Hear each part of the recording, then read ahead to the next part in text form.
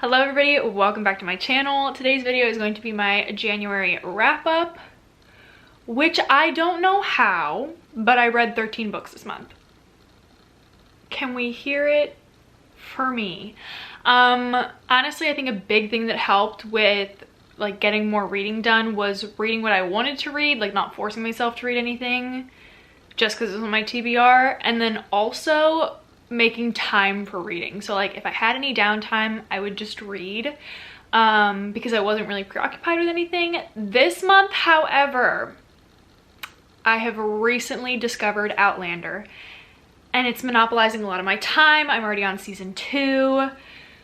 We'll see how much reading I get done this month, but you know, it was just a really good reading month in January. I felt really good starting off the year. If you guys saw my recent reads video, you're gonna hear me talk twice about some of these books, and that is because for like the first 2 to 3 weeks of the year, month, whatever, I was using the Caw Pile method of rating books. I wanted to try it out this year. I had never tried it before, and I could not do it.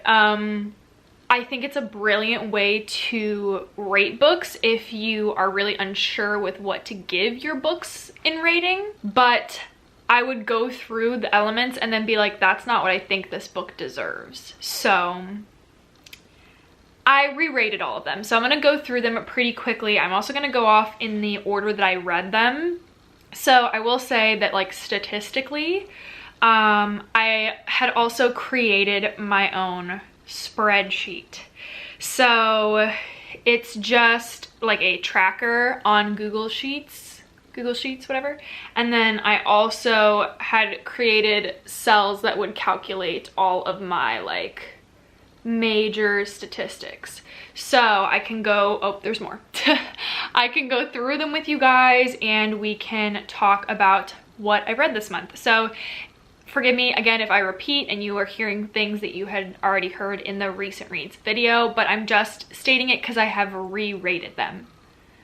All right, with all that being said, we're gonna get started with the first book that I read this month, and that was The Deal by Elle Kennedy. I read this on iBooks, and I gave this a 3 out of 5 stars. I initially gave it a 4 out of 5, but on a scale of all my other romances, it just didn't feel like it, and that was what the Caw Pile had produced as my rating. And then once I was like, I don't think it deserved 4, I re-rated it. So then the second book was another e-read, but this one was on the Kindle app, which I highly recommend if you have Amazon Prime. I believe you get like free months. And that was Den of Vipers by K.A. Knight. This was all over book TikTok, and that's why I read it. And I gave it a 1 star. I know that a lot of people really like this book, but for me, I did not enjoy it at all. When I look back on it, I'm like, why does this book exist? You're essentially dealing with one girl who's in a relationship with like 4 or 5 guys, and the guys' personalities are so like varying that it's really difficult to root for just one of the couples, because you see like the girl almost become a different person within each relationship. Like not a different person, but just different sides of her come out, and I could not follow. I could not get behind it. And then there's also like action scenes within the book, and I was like, this doesn't make any sense, because it was like kind of mafia-esque. Yeah, it was the only book I gave a 1 star this month, and I hated it. And I'm sorry, but that's just my opinion. The next book I read was The Mistake, also by Elle Kennedy. It's in the same off-campus series. I gave this one 2 out of 5 stars. I don't really remember too much of it. I just know that I didn't like Logan's story as much as I liked Garrett's story. I think it was Garrett and Hannah, and then Logan and Grace. All I know is that the third book was about Dean, and I genuinely could not even finish the book because I hated it so much. So I did DNF that one, but we're not getting into that. Yeah, it was still a fun time. I just didn't enjoy it as much as I did The Mistake, or as I did The Deal. And to kind of give you like a rundown of my rating, how I really feel whatever the book is gonna get, is out of the 5 stars, 1 is this book should not exist. 2 was I enjoyed it, but I didn't really gain anything. Like I could have gone without reading it, but it was okay. A 3-star is I had a great time reading it. It was super fun, but like I didn't gain anything from it. It was like purely pleasure reading, you know what I'm saying? And then 4s and 5s come in where I really liked and enjoyed the book and I took something away from it. And then a 5 is like I would reread and reread this book over and over again. So I hope that helps break down how I feel about my books. So yeah, The Mistake got a 2-star. It doesn't mean I didn't enjoy it. I really did like it. It just, I didn't really get anything from it and I would not read it again. Okay, I think this is the last book that I had talked about in my recent reads, but it is Shadow and Bone by Leigh Bardugo. I did finish this pretty early on in the month and I did physically read this and I ended up giving it 3 out of 5 stars. I really had a great time. It was fun. It does not even hold a flame compared to 6 of Crows, so that's why I did give it like 3 out of 5 stars. But it's a possibility I'll continue on with Siege and Storm. It won't be like a top priority, but it could happen. But I'm glad that I did read this because if you guys have been seeing all over Bookstagram, they have been putting up the posters for the Shadow and Bone cast, which I am so excited. One of my good friends and I have been talking about like the cast and just how like over the moon we are about this show. I'm really happy with the cast and I think that they represented the characters really well, like as close as they could to the books. Some notable mentions, Mal. I love the actor that they picked for Mal. And then also, I really like Kaz. My friend did not like Kaz as much. I think he's a really great portrayal of what in my head I imagine Kaz Brekker to look like. And the costume design, the detail within these characters' costumes are amazing. I'm so excited. And that does come out in April. So come April, you will probably hear me talking about Leigh Bardugo a ton, but I'm all right with it. I hope you guys are all right with it too. All right, so the next book I read was The Invisible Life of Addie LaRue by V.E. Schwab. This is the Owl Crate collector's box edition of it, so unfortunately you can't get this edition anymore. I am very sorry about that, but it is beautiful. And I actually did a whole G Reads on this book, so I will have that carded above, but I think I was a little harsh in the vlog on this book, but it really has sat well with me. I gave this a 4 out of 5 stars. I do think about it like occasionally, like I'll be going through my day and it'll come up, and I think that is really representative of what a 4-star read for me is. I don't know, I really enjoyed the story of Addie LaRue and Henry and the darkness, the dark one. So yeah, I really enjoyed it. I did not cry, and I think that's why it got knocked down a star, was because everybody had hyped it up that like it's a book that ruins you, and I think I teared up at like one specific scene. Yeah, if you see, I have one little sad blue tab. And that was the only time I really got sad. I also didn't start annotating it until like halfway through the book, but I'm actually gonna be posting a How I Annotate Books video coming soon, because I think I have finally crafted a really good way for like beginners to annotate books and have it still be really fun and you not feel like you're taking away from the reading experience. Yeah, if this book had made me sob more, I probably would have given it a 5-star, but I didn't even have a single tear fall, and that's kind of hurtful. So yeah, The Invisible Life of Addie LaRue did get 4 out of 5 stars, and I still do highly recommend it. The next book I read is From Blood and Ash by Jennifer L. Armentrout. I gave this 4 out of 5 stars. I really liked it. I didn't read too much fantasy this month, I feel like. I really did enjoy this. It's very steamy. I feel like this was definitely better than the second book. I will talk about that in a second.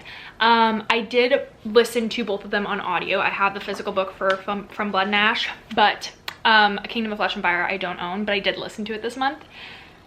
Wow, the narrator for these books did such a phenomenal job. Like, she gave it her all, especially with the voices. It was really easy to distinguish between the characters, which I really enjoy in a reading experience. And yeah, I really did enjoy this. The smutty, sexy scenes were pretty steamy, and I enjoyed the story overall, and I think that it was more like novel, like newer, something fresher in From Blood and Ash. So that's why I got 4 out of 5 stars. The next book I read is a manga, and that is Waiting for Spring Volume 1 by Anna Shin. I gave this 4 out of 5 stars as well. I loved this. I finished it. I pretty much started and finished it all while I was waiting for my doctor appointment. And I really enjoyed it. It's super cute and wholesome. We are essentially just following this girl named Mitsuki, and she is like just trying to find friends and develop a group within high school, and she really connects with the basketball team, like this group of 4 basketball boys. And so it's just like their story. There's seeming to be a little bit of a budding romance in here. It's just super wholesome and really light to read, and there's not like a fantastical element to it. So I think a lot of people would enjoy Waiting for Spring. It's just super cutesy, and I am definitely going to be continuing on with the series hopefully soon, because it was really, really like the perfect bite-sized amount of a story. All right, the next book, I'm actually gonna just put all 3 books up on screen because I devoured them.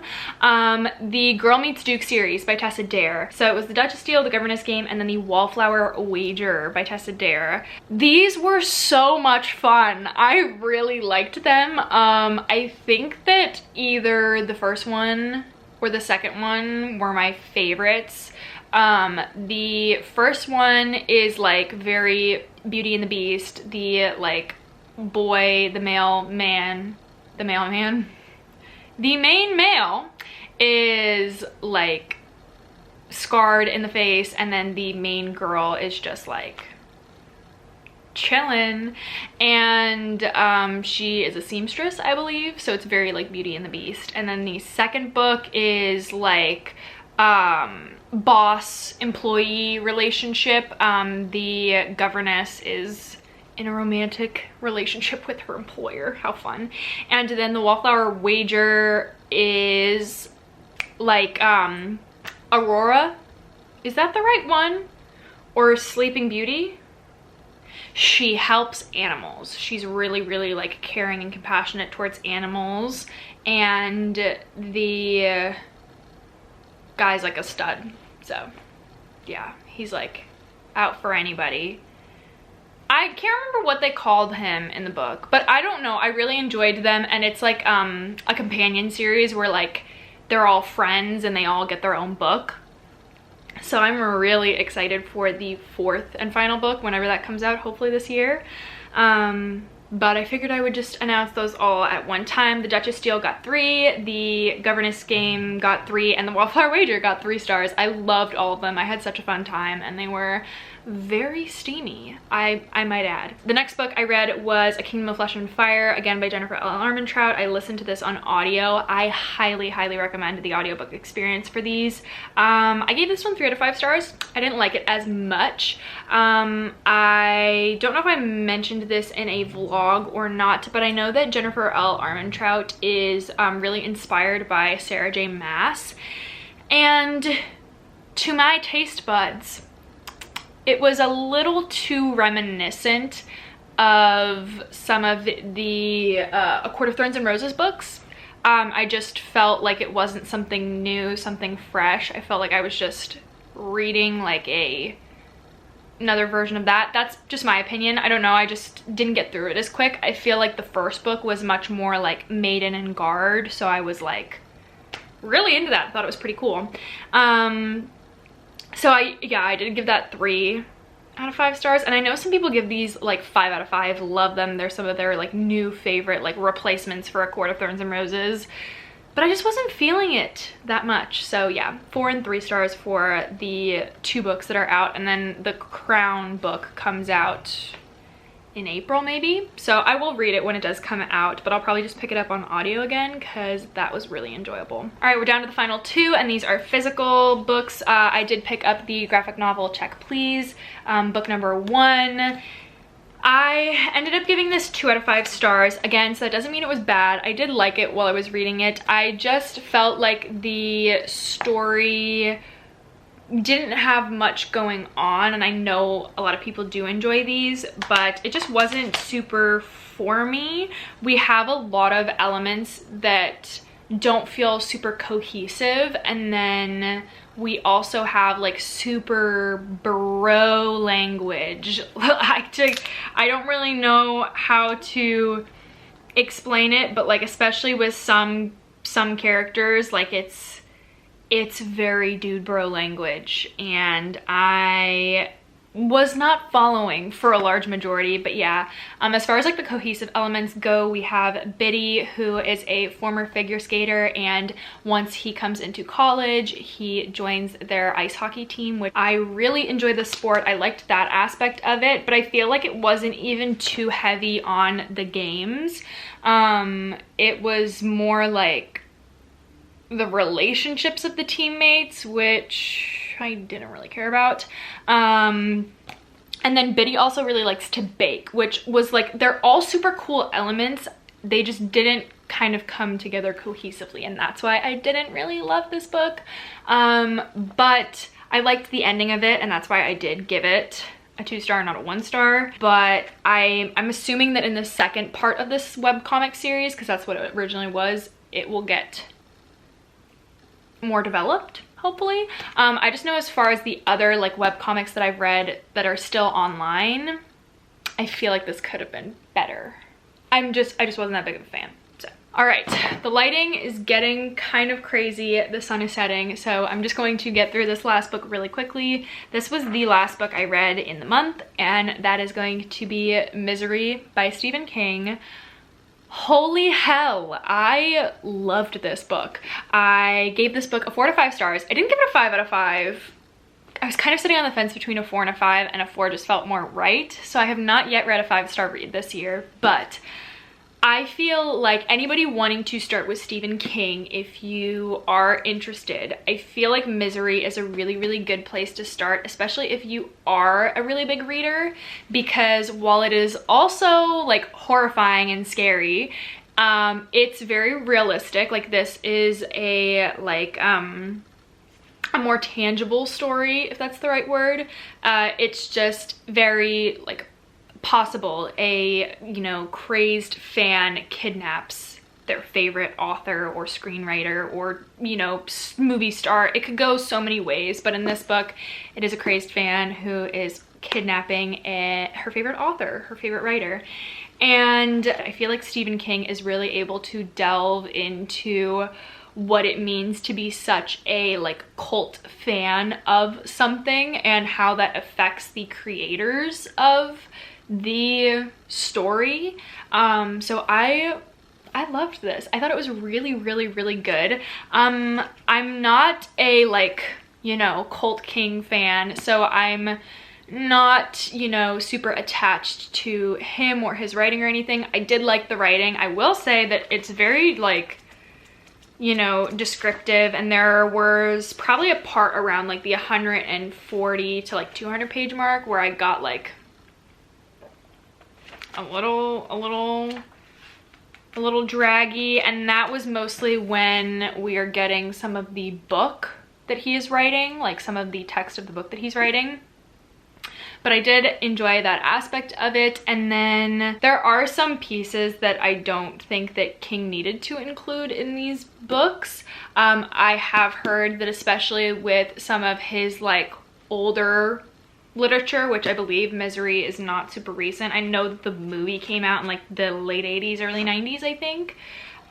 Which I tried watching it after I read the book, and I literally could not get through it. Kathy Bates, nothing against ya. I think she actually did pretty well, but I just prefer the book way more. I will say that I've heard that with some of his like older literature that there is a lot of like just uncalled for remarks and like misrepresentation of certain groups. I know I've heard some about representation of Indigenous people, and also representation, I can't remember, but I've just heard like remarks made about the language that he uses in his stories. So yeah, very, very, very interesting. And I think that King accurately got into, or at least as far as I would think of the mind of somebody who is truly deranged. So yeah, this was the final book, 4 to 5 stars, that I read. I can't believe I was able to read 13 books this month. So as far as my like statistics go, it's really exciting. It took me so long to put together this stupid ass spreadsheet. You guys have no idea.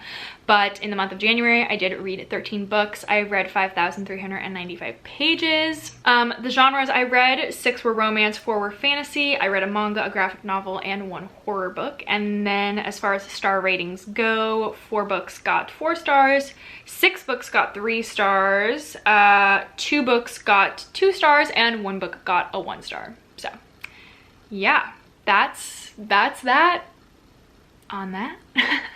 And yeah, if you guys would be interested in me sharing my spreadsheet, I know that there are other booktube creators that have created spreadsheets, and I totally respect and admire their insane calculations onto how to calculate a star rating, but I found that I was just not needing a lot, and then there were other spreadsheets where I felt like I wanted certain aspects.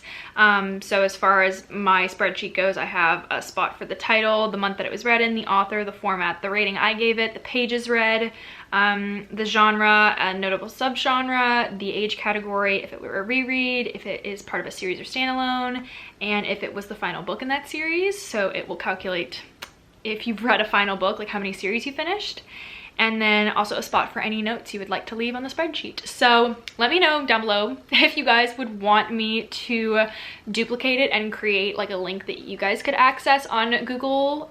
You would just like re-download it yourself, like make a copy, and then you could edit that copy yourself.